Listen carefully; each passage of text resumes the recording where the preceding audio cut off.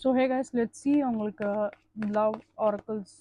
romance angel decks மூலியமாக பார்க்கலாம் మీకు என்ன ஒரு மெசேஜஸ் வருது அப்படின்னு உங்களோட லவ்க்காக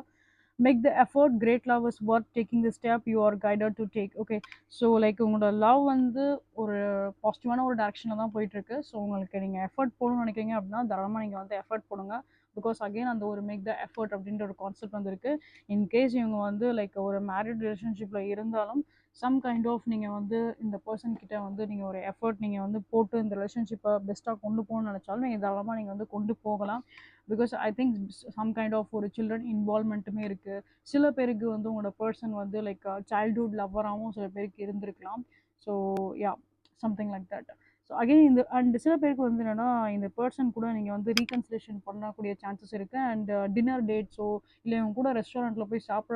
சாப்பிடக்கூடிய சான்சஸ் கிடைக்கும் அண்ட் லைக் கேர்ள் கிட்ட வந்து டாக் வந்து இருக்க சான்ஸ்